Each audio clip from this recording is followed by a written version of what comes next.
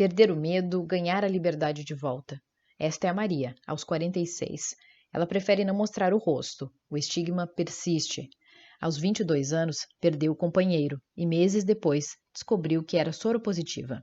Então, eu nunca imaginei que ele fosse soropositivo, e nem ele, porque o estereótipo na época era de uma pessoa magra, de uma pessoa Exato. debilitada, não era de uma pessoa forte, sadia, que nem a gente via ele, né? Eu relutei, ele morreu em julho, eu fui fazer o exame em outubro. O exame positivo, a perda de um amor e de todos os planos. Contou para a família, descobriu o preconceito. Teve uma tia minha, eu soube depois pelo meu tio, irmão da minha mãe, que ela jogou o copo que eu bebi água fora. E aqui em casa, a minha mãe teve muito preconceito, muito. Mas a minha mãe é uma pessoa já de idade, principalmente naquela época, não tinha quase informação. Era 1997, já havia tratamento, mas até chegar a ele, os pesquisadores enfrentaram as mesmas incertezas da Covid-19. Em junho de 1981, um grupo de jovens gays em Nova York e Los Angeles apresentou uma deficiência imunológica desconhecida. Sofriam também de uma pneumonia e um tipo de câncer de pele. Os casos foram publicados pelo Centro de Controle e Prevenção de Doenças. Era a primeira menção à AIDS.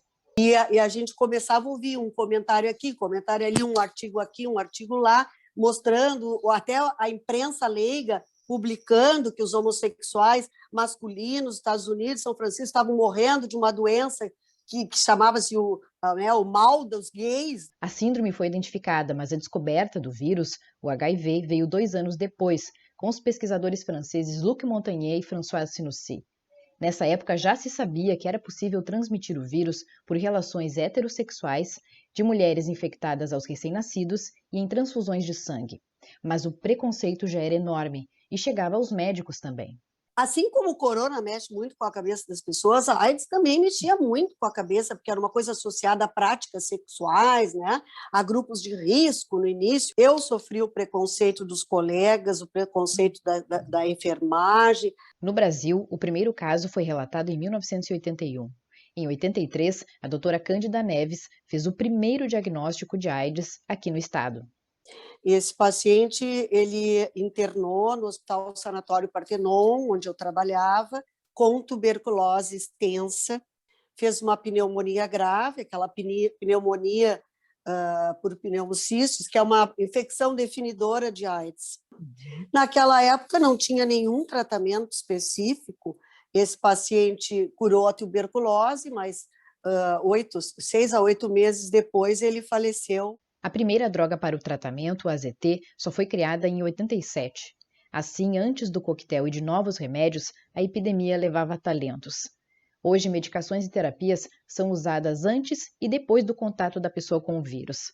Não há cura, mas diferentes projetos buscam uma vacina. Um deles é o Mosaico, um estudo na fase 3, que precede o pedido de registro.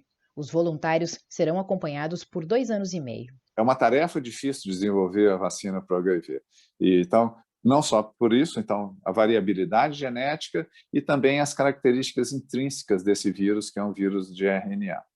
A grande ambição dessa vacina é justamente ela fazer, e o próprio nome diz, o mosaico, que é o nome do estudo, é um mosaico de peças de vários subtipos do HIV-1, que busca, que pretende induzir no sistema imunológico uma resposta ampla. Em 2020, no mundo, 37,6 milhões estavam vivendo com HIV. No Brasil, de 1980 a junho de 2020, havia mais de 1 milhão de casos, média de 39 mil a cada ano. No estado, a taxa de detecção de AIDS por 100 mil habitantes é de 28,3. Em Porto Alegre, é de 58,5. Entre as capitais, tem a mais alta taxa de detecção de transmissão vertical e de mortalidade. Os medicamentos antirretrovirais são oferecidos pelo SUS, mas mesmo com a evolução no modo de prevenção e no tratamento, os números mostram que a epidemia não cede. Se no começo a resposta foi rápida, hoje o investimento em ações educativas e nas organizações de acolhimento diminuíram.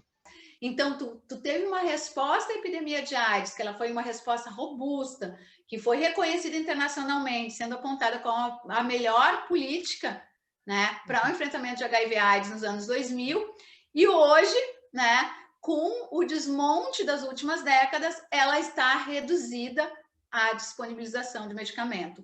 O resto das ações acabam sendo muito pontuais. É fácil conviver, não é porque é um remédio que não vai te deixar morrer, a sua maneira de enxergar a vida muda.